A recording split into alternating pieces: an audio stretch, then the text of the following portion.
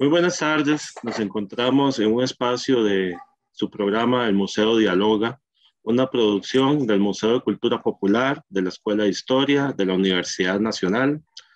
Les saluda su servidor Luis Pablo Orozco. Esta tarde hablaremos de arte. Esta tarde conversaremos con un cantautor nacional de gran trayectoria. Además, también ha incursionado en el mundo del cine. Estamos hablando del señor Tito Voces, quien nos complace mucho con su presencia hoy en el programa. Hablar de Don Tito es hablar de una gran trayectoria. Es uno de los grandes artistas nacionales y yo quisiera hacer un esbozo de algunas de sus producciones. Decir, por ejemplo, que desde la niñez era alguien con gran afinidad musical. Llevó clases de guitarra en la escuela, leíamos. Hacia finales de los 80 crea la banda Sobrecargo, una canción emblemática, Todo para mí, que gana un concurso incluso y se presenta en Barcelona, leíamos. Posteriormente, como solista, saca el disco Simulacros, el primero, y ahí viene después 85-95, que fue grabado en Cuba, masterizado en Madrid. Ganó el premio en el año 96 de Solista del Año en el Festival de Premios Rock Latino Miami. Vale destacar también que en el año 2000 presenta Prohibido Prohibir, que es un disco que posiblemente muchos contemporáneos recordamos. Recordamos también en el 2003 Detengan el Mundo, otro disco importante. Luego en el 2007 De Amor y de Guerra. En el 2012 su séptimo material, Destino. Son más de 30 años de trayectoria en escenario. Tito ha compartido, valga la oportunidad también de mencionarlo, con grandes artistas de talla mundial como Carlos Santana, Edo Ramazzotti, Ricardo Montaner, Mercedes Sosa, y no podemos olvidar también la gran figura de Nito Mestre, ¿verdad? Y además de compartir escenario con artistas nacionales de gran recorrido como Manuel Obregón, Pato Barraza, Bernal Villegas, Marta Fonseca, entre otros. Y más recientemente, bueno, hemos conocido también la trayectoria de Tito en el cine, su película Todos Somos Oscar, donde Tito fue productor, director, además de actor, y ganó el premio a Mejor Actor en el Festival de Beverly Hills Film Festival, ganando la Palma de Oro. Y bueno, tengo entendido que la película recibió varias nominaciones. Bueno, imagínense ustedes el gran honor que para nosotros es poder conversar hoy con Tito. Tito, ¿cómo estás? Bien, Luis Pablo, muchísimas gracias por esta invitación. Para mí es un honor estar acá con todos ustedes. Siempre cuando las personas hacen reseñas de mi carrera, pues me quedo siempre pensativo de tantos recuerdos, ¿no? Que haber grabado mi primer disco en el año 1985, pues la gente dice, bueno, ¿cuántos años tendrá este hombre? Le digo, no, lo que pasa es que también grabé ese disco, grabé ese disco siendo un niño, ¿no? Y cumplí 30 años, imagínate, hace 4 años, el próximo año, cumplo, sí, en el 2000 sería 25, cumplo 40 años de carrera, pero empecé muy joven mi trayectoria y mi carrera. El primer disco, y también lo que ha sucedido, que es muy gracioso, es que he pasado por todas las tecnologías. O sea, se podría decir que soy un experto en tecnologías, porque me acuerdo mi primer disco que grabamos en el estudio de Alvarito Calvo, allá en Alajuela, en 1985, pues era un disco que se grababa en cassette y se vendía en cassette porque era la última en tecnología. Ya el tema de los larga duración, ¿verdad? O los LP ya era un tema que como que no estaba pasando, pero que también el cassette trae. Y me acuerdo el segundo disco que saqué, que subimos de tecnología, que la publicidad decía en cassette de cromo. ya vos te puedes imaginar, ¿no? Después de eso brincamos al mini DV, después pasé por el CD, después por el MP3. Imagínate ahora por lo que vamos, ¿verdad? Que ya no discos existen, sino que ahora hay plataformas como Spotify o YouTube donde escuchas la música tenés la música del mundo pues con un clic nada más. Y ha sido muy interesante todo este tiempo, no solo como músico, sino también como la parte de cómo todo se ha ido desarrollando a nivel de tecnología. Sino a nivel de tecnología también. Claro, claro, claro. Quiero aprovechar también la oportunidad para saludar a dos amigos que nos acompañan hoy. Jorge Blanco, que es un reconocido también seguidor de todo lo que es la vida cultural en Costa Rica. Y además también nos acompaña Javier Núñez, quien es el director artístico del programa El Museo Dialoga. Quiero saludarlos a ambos también en esta oportunidad, esta tarde. Y Tito, tal vez si nos pudieras contar un poco sobre esos inicios. Vos acabas de hacer una mención de los años 80, hablas un poco también de la vida, de lo que implica la vida del artista por estas facetas de la historia tecnológica, ¿verdad? Pero ¿cómo recordás tus primeros momentos en la música, Tito? Desde tu niñez y luego la adolescencia. Claro, bueno, cuando uno empieza esta carrera, pues uno no tiene conciencia que es una carrera, ¿no? Muchos empezamos con esto que llaman la música o el arte. Pues eran los años 80, era el boom de la música, del rock en español, y también veníamos con una gran influencia del rock, ¿no? El rock de los 70s. Los 70s se acaban de dejar de asomar, los 80s estaban empezando con la música gringa, la Motown, el disco, el rock, y había una mezcla de cosas. Era muy,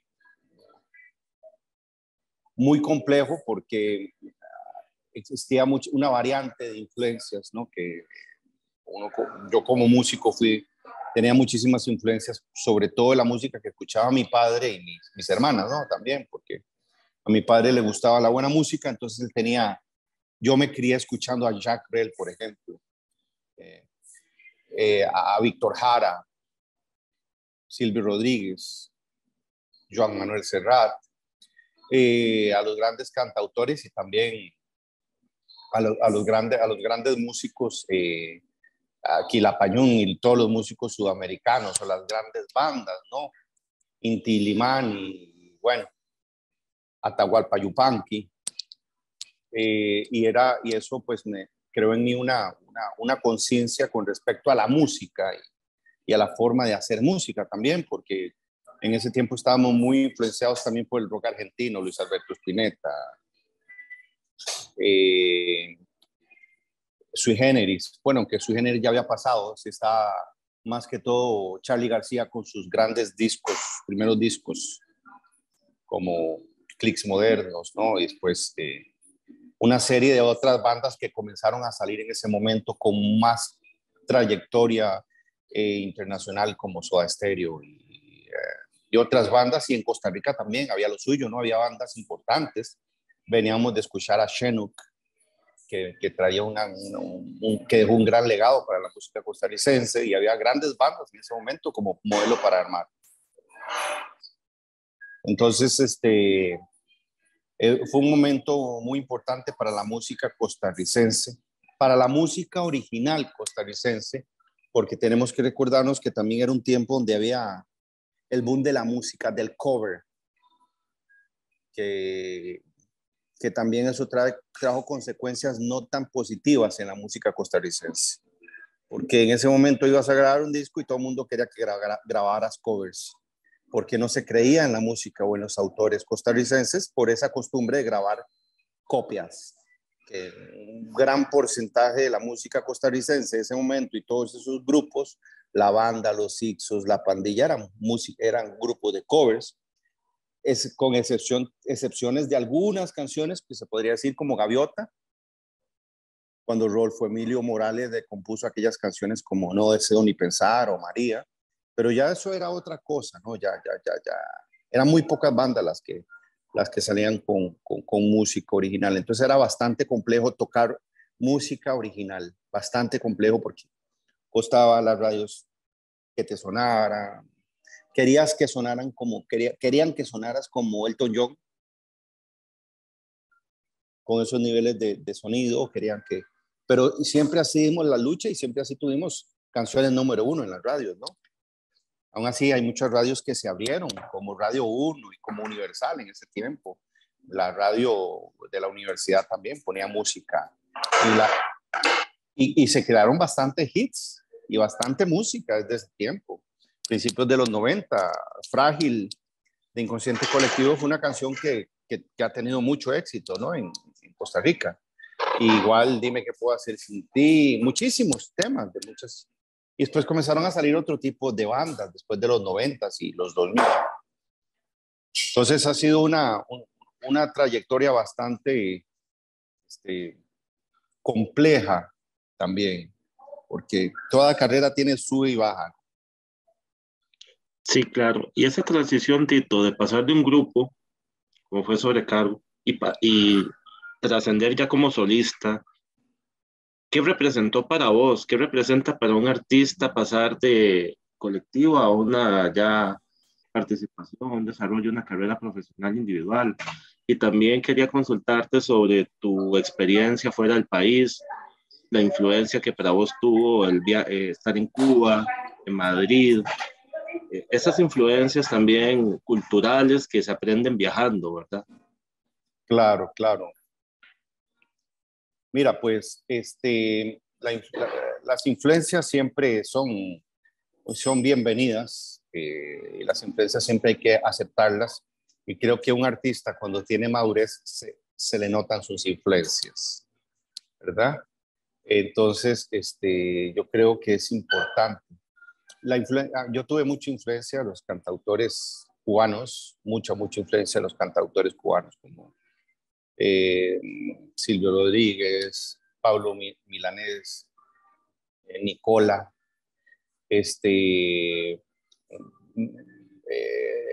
Vicente Feliu, Santiago Feliu, que eran cantautores pues, que representaban la música latinoamericana también. Después los grandes cantautores españoles como Luis Eduardo Aute, como Joan Manuel Serrat, ¿verdad? Y más tarde después Joaquín Sabina, todos sus grandes cantautores, por ejemplo, también de la música mexicana, ¿no? De la música mexicana que siempre nos influyó, José Alfredo Jiménez, la música ranchera, la música popular mexicana, que siempre ha sido tan importante dentro de la influencia de nuestra música, ¿no? Siempre nos ha permeado de una manera importante. La influencia del rock argentino, por otro lado, yo siempre he dicho que Costa Rica es un país que es de los pocos países del mundo donde teníamos en un cassette grabado una canción de Mercedes Sosa, después una de Metallica, después una de Luis Miguel, después una de Led Zeppelin, ¿verdad? Entonces éramos bastante abiertos y diversos en lo que escuchábamos y en lo que aceptábamos. A mí me sorprendía ir a otros países y ver que si eras rockero solo escuchabas rock, no podías escuchar a Mercedes Sosa porque eras tachado de que no eras rockero. Para mí eso siempre me pareció ridículo. Y eso hizo todas esas influencias, porque ahora voy a hablar del grupo Sobrecargo. Sobrecargo fue un fenómeno de la música, porque nosotros, si hubiese existido un registro más importante que solo las dos canciones que grabamos, pues yo creo que hubiéramos tenido un papel importante como registro en la historia del rock latinoamericano, porque fuimos la primera banda donde la gente se burlaba de nosotros por mezclar el swing criollo con el rock o mezclar algunos elementos de la música latinoamericana. Es cierto que ya lo había hecho Carlos Santana en Estados Unidos, ¿no? Pero nosotros lo hacíamos más con nuestros ritmos de meter más reggae en el rock y todas estas cosas que no lo estaba haciendo nadie. Después vino otras bandas y lo hicieron como, no sé, digo yo, pero más del sentido latinoamericanista, porque teníamos canciones también que podían ser un son cubano, ¿verdad? O más cercanos a la clave de la salsa, o también de la música negra, del soul, y éramos una banda pues que mezclábamos muchas cosas, y era una banda muy interesante porque todos eran músicos que estudiaban música. Entonces tenían un gran conocimiento de la musicalidad. Vos escuchás canciones grabadas en cassette y son sorprendentes. ¿Por qué? Porque eran músicos. Y lo comparas con bandas de otros países, pues que sí, que les gusta, pero que no eran músicos. O sea, todos veníamos del taller de música de Josueta, todos, que fue antes del de Fidel Gamboa, ¿verdad? Era músico costarricense, ya fallecido. Pero todos veníamos de ahí, todos veníamos de esa cepa, de la musicalidad, ¿no? Del entendimiento de las armonías, de la experimentación con los ritmos. Y era increíble porque la gente se burlaba de nosotros. Cosas que después vino a hacer los fabulosos Cadillac, que la gente lo aplaudía, ¿verdad? Entonces son esas cosas que hoy, bueno, no existen registros profesionales. Sí, 2 canciones. La Máquina del Amor, que era una canción funk con un gran brass, que sonaba más al soul o esa música, ¿verdad? A la música de la Motown, de la música negra. Y después estaba Todo para mí, que era una balada que fue un éxito radial aquí en España también, y el video que tuvo muchísimo. Entonces, Sobrecargo fue una banda que me enseñó a mí muchísimas cosas. Yo realmente antes de tener Sobrecargo ya era solista, ya había sacado 2 discos en cassette. Sobrecargo vino como a aliviar como esa carga de tener que hacerlo yo todo, conseguir todos los músicos. Entonces, si no queríamos una banda y como que todo el peso ese, pues se diluía entre todos.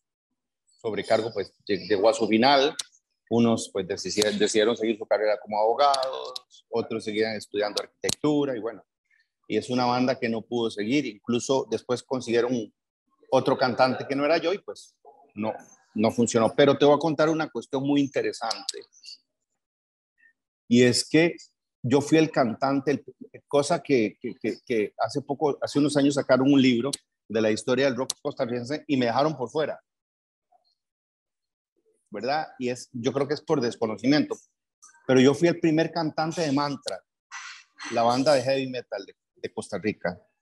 Y esa banda la armamos Sergio Scott y yo a principios de los años 80, antes incluso de ser yo solista. Imagínate. Entonces, el venir del heavy metal, porque así comencé yo mi carrera, cantando con Mantra, imagínate qué locura, ¿no? Para después brincar a esto que era Sobrecargo, que era más experimental, porque teníamos un sonido más latino, con jazz, con rock, con funk, con soul, con mere. Era una cosa muy divertida también. Y donde la gente, pues, nosotros empezamos a tocar y yo creo que éramos la primera banda de rock bailable. Entonces la gente se reía porque decía, no, pero ¿cómo se va a bailar el rock? Y vos ves las bandas contemporáneas, como te voy a decir, te voy a volver a poner como Café Tacuba, y lo que hace la gente es bailar. Canciones como Ingrata, otras canciones de esas. Y con ese tipo de mezclas, que son lo que hizo que el rock latinoamericano se hiciera fuerte, porque el rock latinoamericano siempre son más con una influencia inglesa, porque de ahí viene el rock, ¿no? Y después la gente la comenzó a mezclar. En Argentina, Charly García o Spinetta o Fito Páez con el tango. En México, Carlos Santana pues se fue para Estados Unidos con todo el folclore latinoamericano. Y después cuando grabó Oye Cómo Va de Tito Puente, pues ahí fue cuando se dieron a conocer más muchísimas cosas del espectro de la música y de la cultura latinoamericana. Y fundamentalmente eso, Sobrecargo fue una banda que me enseñó muchísimo a mí en la vida. Y tengo un gran agradecimiento con ellos también. Sí, sí, Tito, tal vez si nos puedes hacer un resumen de lo que para vos significaron los años 90, desde el punto de vista de la vida cultural, de la música nacional, del rock nacional en particular. ¿Cómo valorás vos esa década? ¿Cómo la Bueno, viviste también? Amor, creo que la década de los 90 y un poco de los 2000 es una de las épocas de oro del rock costarricense. Salieron bandas importantísimas como Café con Leche,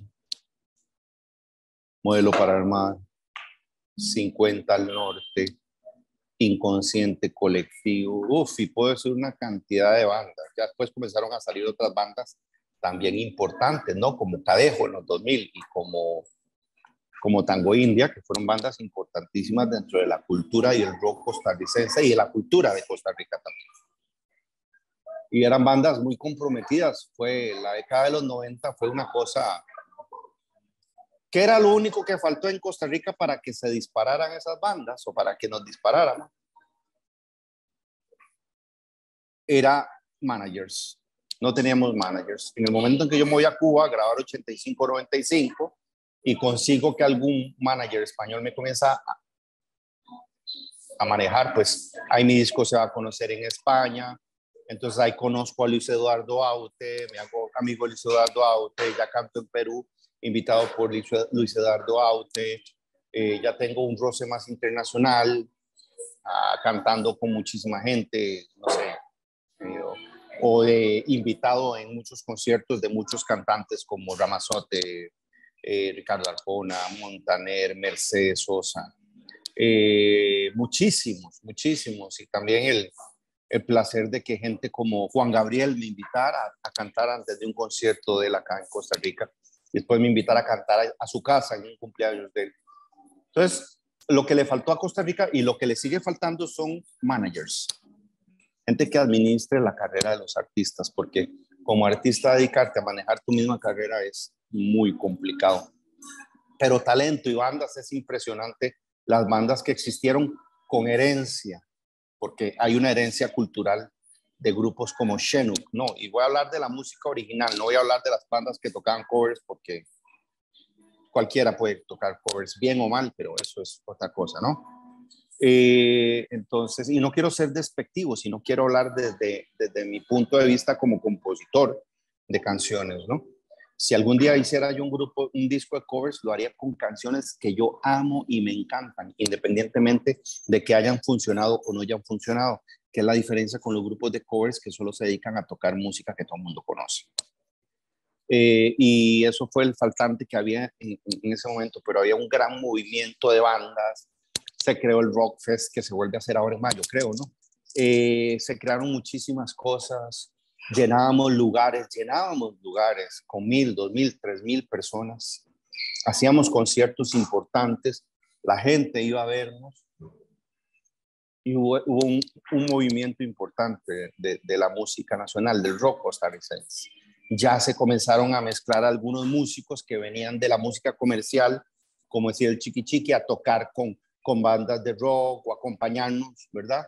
En ese momento, como a mí me acompañó en los 90s, Expreso era mi banda base y tenía unos musicazos en ese momento. Danilo Guzmán en la batería, que es indudablemente uno de los mejores músicos, baterista de N cantidad de bandas de Costa Rica, etcétera.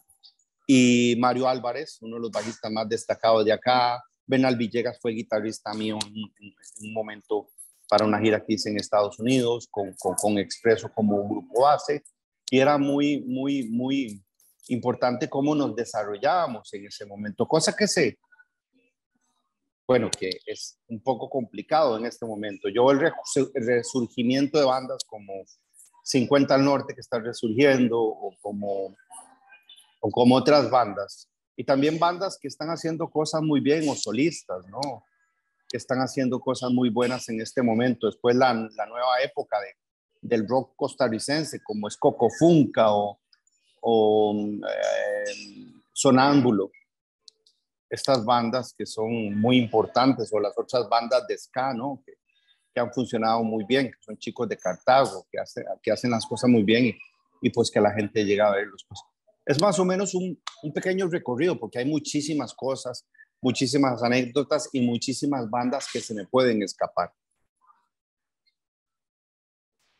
Tito, ya veniendo a esta época del 2000 en adelante, yo cuando veo tus videoclips, Prohibido Prohibir, Si no te tengo a ti, Estar sin ti, entre otros, ¿verdad? No puedo evitar imaginar el San José de aquel tiempo, el San José de inicios del 2000, el barrio de la California, las inmediaciones de la antigua aduana, San Pedro en general, Jazz Café. ¿Cómo recuerdas vos ese ambiente cultural, esa atmósfera cultural que, bueno, que vos la viviste, ¿verdad? Y que a muchos de nosotros, de nuestra generación, también nos marca.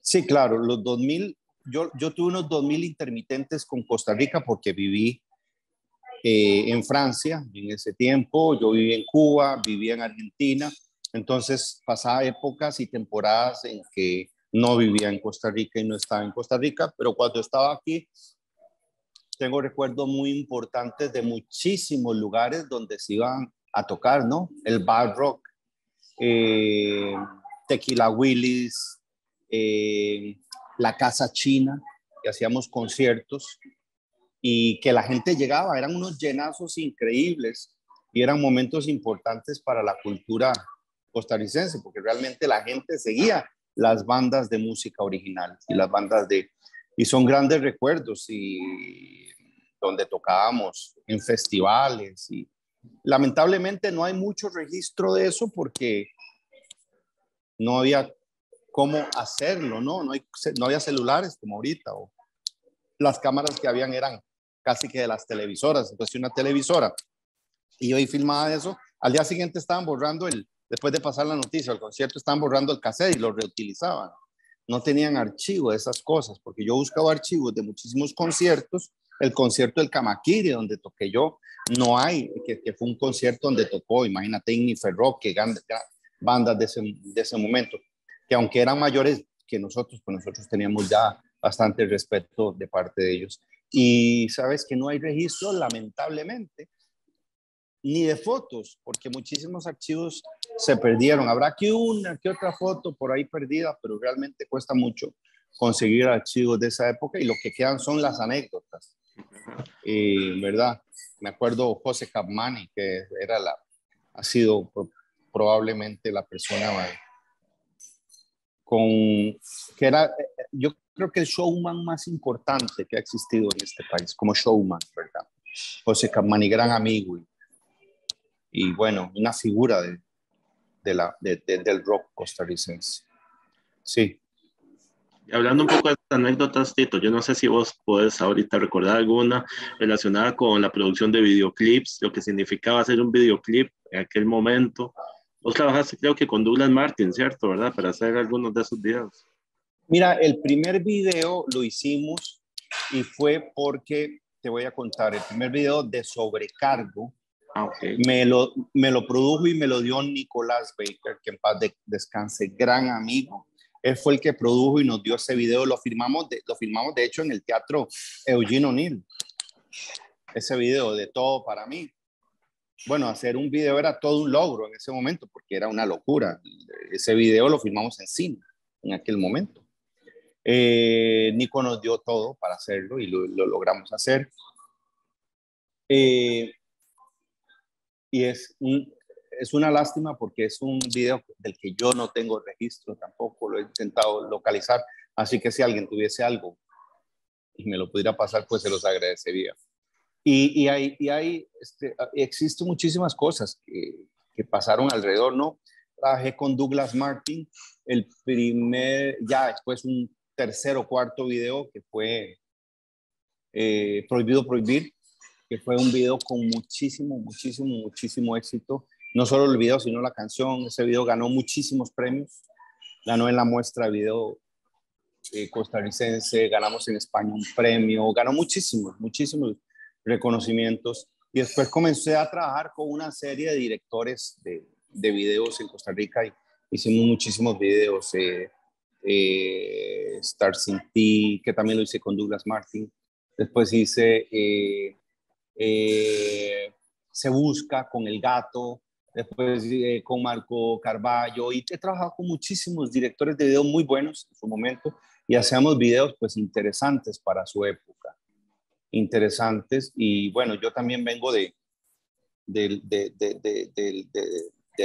estudio de la actuación. Yo estudié en la Universidad Nacional 3 años con grandes profesores, Luis Carlos Vázquez, Remberto Chávez, bueno, Tatiana de la Osa, y después de ahí brinqué a Estados Unidos y estudié un año de actuación en Estados Unidos y brinqué a Francia y estuve estudiando allá teatro físico. Entonces la mezcla entre la música, los videos y el estudio de eso, pues tratábamos de mezclarlo todo. En Prohibido Prohibirse un poco, porque hay mucho, armamos como una especie de circo, que fue lo que yo le pedí a Douglas Martin en ese momento. Sí, bueno, hablando un poco de esa faceta de actuación, hablando del mundo del cine, yo quiero darle la bienvenida otra vez a mi amigo, colega, Javier Núñez. Javier, que es el director artístico del programa El Museo Dialoga. Javier, ¿cómo estás? Hola Pablo, hola Don Tito, muy feliz de Hola, estar Javier. aquí. Ha sido como un viaje en el tiempo, como hemos ido casi que década por década, enumerando un poco la música costarricense, el rock. Me encanta ese sentimiento, creo que aquí los tres disfrutamos la música rock, como, aunque siento que somos como diferentes épocas, pero es el mismo sentimiento, se me hace muy feliz. Don Tito, bueno, yo soy muy fanático del cine y recientemente vi su película, Todos Somos Oscar, y pues me divertí un montón. Eh, yo recuerdo cuando salió, yo le dije a mi mamá, a mi familia entera, vamos a verla. Y pues, por situaciones no se logró, no pudimos ir al Magali cuando estuvo. Entonces, volver a verla fue, o sea, ya tener la posibilidad de verla, me trae muchas preguntas y me alegra poder hacérselas directamente al director y al actor. No sé si primero nos quisiera contar un poco cómo es esta transición de la música al cine, que bueno, ya hablo un poco de los videoclips que están ahí, pero me gustaría si poder ahondar un poco más. Muchísimas gracias, Javier.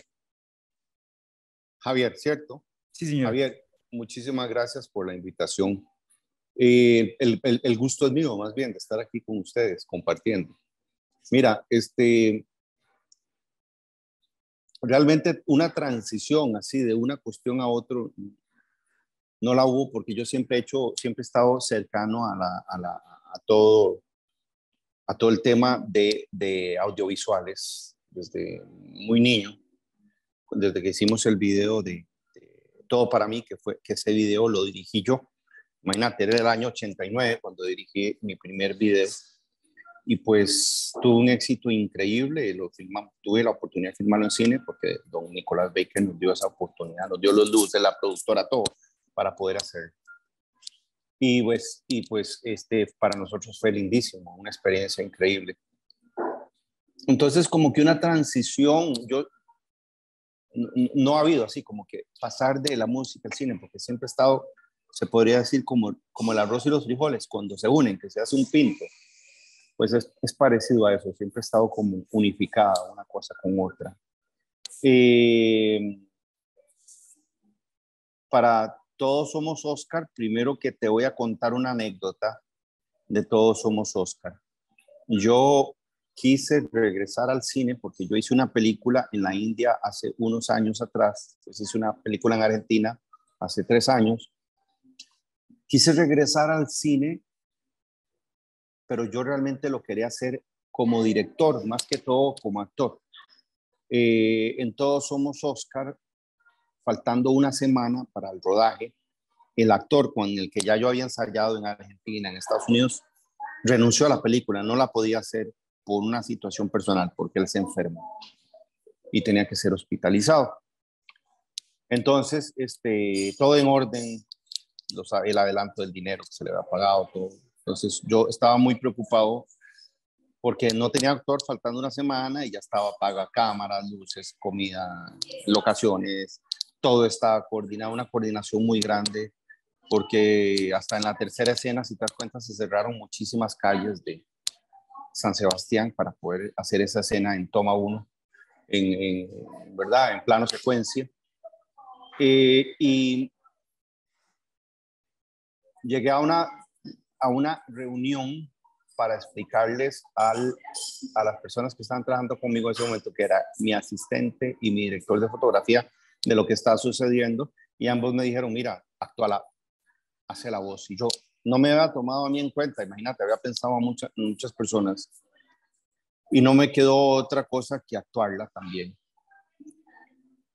Y bueno, la actué con una condición, que era que el asistente de dirección se viniera a vivir a mi casa a partir del día siguiente. Esa era la única condición que puse. ¿Por qué? Porque era muy pesado para mí las dos cosas. Gabriel Jiménez, que es él, pues se vino a vivir a mi casa, estuvimos haciendo ensayos grabados de la película y rodamos la película. O sea, esos ensayos te estoy diciendo de mi parte, ¿no? Faltando una semana. Entonces, haber hecho Todos Somos Oscar como actor fue una cuestión circunstancial. Y después la sorpresa de ser nominado en esa cantidad de festivales importantes y el haber ganado el premio más importante en el cine independiente norteamericano, que es el Beverly Hills International Film Festival, como mejor actor, ganar la Palma de Oro, pues para mí fue y ha sido bastante importante. ¿Por qué? Porque eso te abre un montón de puertas en el cine, ¿no? Y creo que en muchísimas otras cosas. ¿Por qué? Porque resuena la calidad de premio, la calidad de festival. El premio fue otorgado por personas que habían ganado Oscars, que habían ganado premios en Venecia, y entonces con premios en Cannes también. Y para mí fue bastante importante, pero también bastante como sorprendente, no por haber ganado los premios, sino que todo me agarró como muy en la misma carrera, como muy, la grabamos, la editamos, hicimos todo lo que había que hacer con la película, la presentamos en festivales y comenzamos a llevarnos de sorpresa, que estuvo nominado a un montón de festivales, a un montón de premios. Yo estuve nominado como en 20 festivales como mejor actor. También ganamos como mejor película en Canadá International Film Festival, que es el festival más importante de la industria cinematográfica de Canadá, participando contra películas de millones de dólares, ¿no? Siendo nuestra película una película independiente, una película que no tiene un presupuesto muy alto, pero que sí se hizo con mucha inteligencia y muy bien administrada. Entonces, para mí fue, y también para las personas que participaron, porque también Thelma estuvo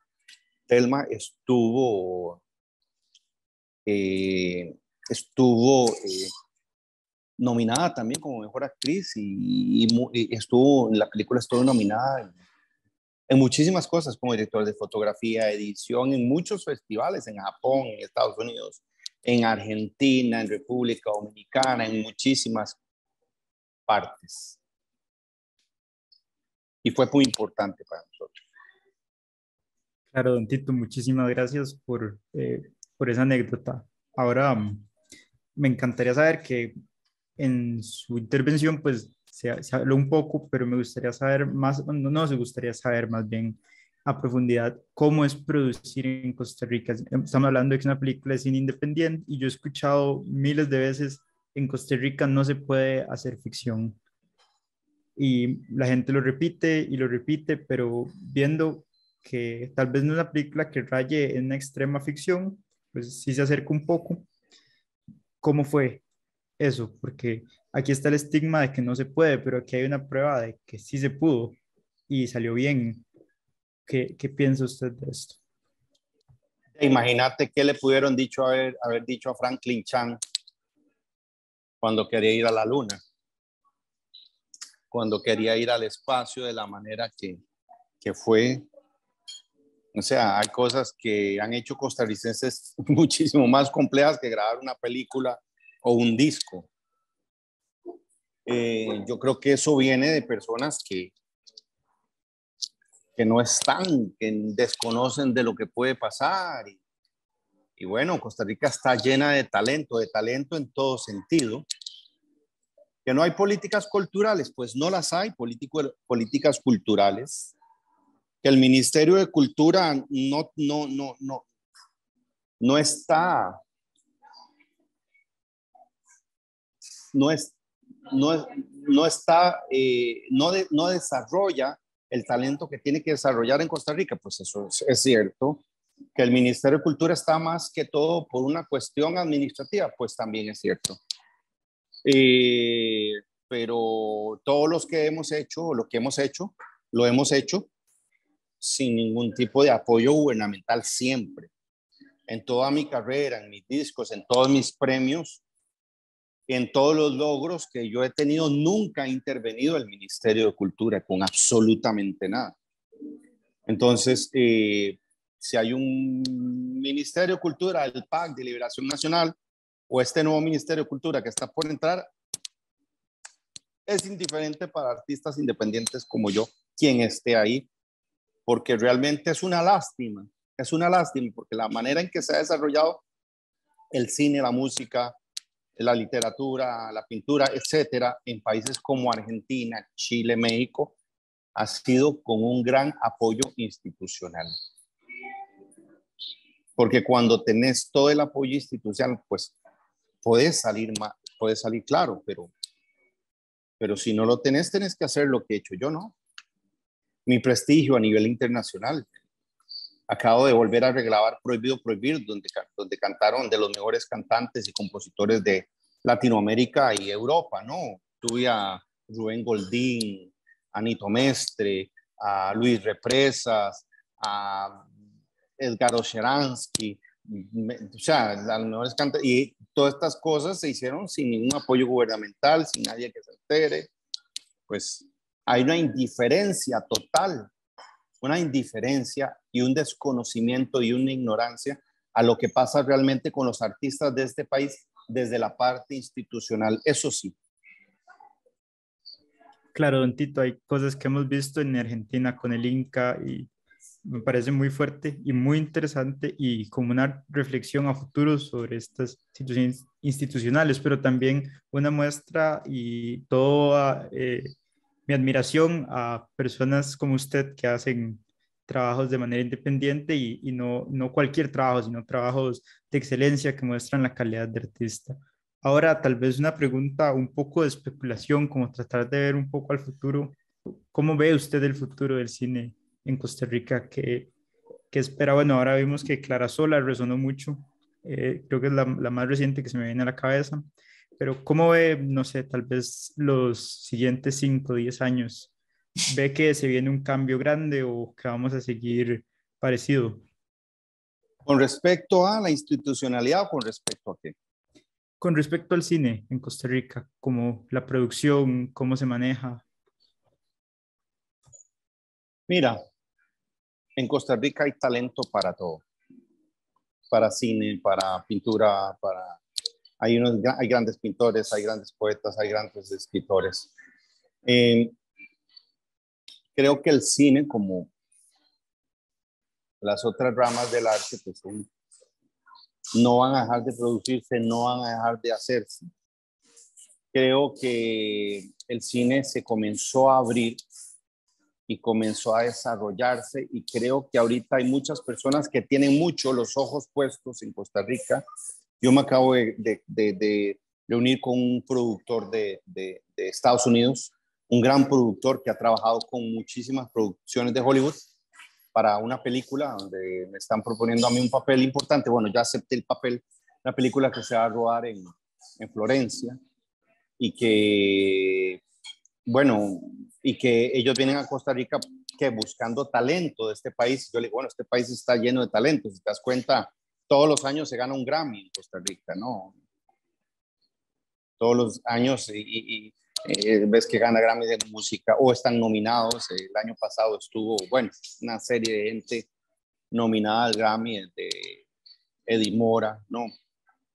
Debbie Noah también estuvo nominada, no sé si ganó al final, pero que hay un gran talento en Costa Rica y creo que lo mismo pasa con el cine. Yo no soy una persona de hacer premoniciones de que qué va a pasar. Lo que sí te digo es que los que trabajamos en esto estamos trabajando. Yo estoy trabajando en una nueva película, te puedo hablar de eso. Estoy sacando un disco que grabé en el 2006 y nunca lo edité y lo estoy editando. En este momento va a salir en este mes, creo que va a salir en este mes. Entonces es como seguir trabajando y realmente seguirnos sorprendiendo a nosotros mismos, más que sorprender a cualquier otra persona. Perfecto, muchísimas gracias, don Tito. Ahora, ya para terminar un poco mi intervención sobre el cine, me gustaría hacer la pregunta que me surgió como espectador durante la película, que es algo más, digamos, metodológico. ¿De dónde surgió la idea de contar estas tres historias sobre los distintos Oscars como una anécdota, perdón, como una antología? Digamos, para los que no saben, la película se divide como en tres pequeñas historias. Entonces, sin hacerle mucho spoiler aquí a nuestro público del Museo Diálogo, no sé si le gustaría comentar un poco sobre eso. Bueno, la película se divide en tres actos. Las tres historias pareciera que están divorciadas entre sí. Lo que une a esas tres historias, yo más que una película, lo que quería hacer es un estudio de masculinidades.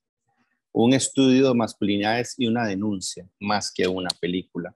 Cuando la gente a mí me habla de película, yo digo, ok, está bien, es una película, pero yo más que todo eso era lo que quería hacer.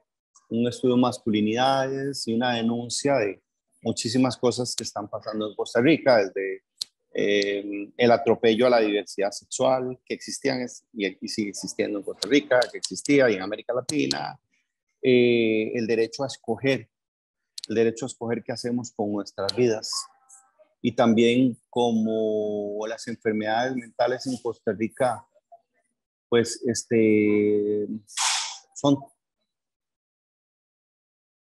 son vendadas, o sea, se les ponen vendas para no verse y cómo cada vez estamos teniendo más problemas con la salud mental. Eso era lo que quería reflejar en los tres actos.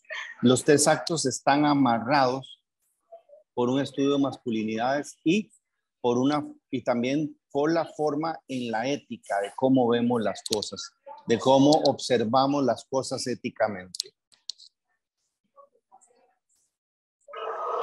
Muchas gracias. De hecho, hace poco estaba escuchando a un español músico que decía que no es lo mismo ver la obra que conversar la obra con el autor, que uno descubre tantas cosas sentándose a hablar con la persona que la hizo, que no es algo necesario como para disfrutar la obra, pero es un complemento muy curioso y muy bello. Entonces, muchísimas gracias por todas sus respuestas. No sé si No, Pablo quisiera agregar algo, perdón. no, muchísimas gracias a ustedes por la invitación. Bueno, justamente ya llegamos a la etapa de cierre del programa. Quisiera tal vez pedirle a don Tito unas palabras, un mensaje, tanto para el público del Museo Dialoga como para el público de su arte, la gente que lo sigue, que lo ha seguido durante todo este tiempo, como el amigo Jorge, ¿verdad? O mi persona. ¿Qué tipo de mensaje le daría a toda esa generación y, bueno, y también al público del Museo Dialoga? No, muchísimas gracias por la invitación, por estar acá con ustedes compartiendo y bueno, yo siempre he sido un artista comprometido con lo que hago y voy a seguir haciendo lo que siempre he hecho y muy agradecido por todo el cariño que me ha dado la gente en todos estos años de carrera y espero que nos reencontremos pronto en los escenarios. Muchísimas gracias. Bueno, eso ha sido una edición del Museo Dialoga. Les esperamos en un próximo espacio.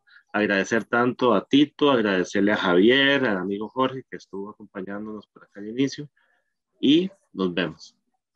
Muchas gracias. Muchísimas Hasta luego. gracias. Y por favor, a nuestros espectadores nos podrían seguir en nuestra página de Instagram, el Museo Dialoga, en nuestro Facebook, el Museo Dialoga, y están completamente bienvenidos a visitar el Museo de Cultura Popular de Barba, que los espera con deliciosos casados, deliciosa comida y muchas sorpresas como mascaradas, una exposición sobre abejas y un pedacito de la historia y de la cultura costarricense que tal vez no siempre tenemos la posibilidad de ver y ahí está esperándolos. Nos vemos pronto.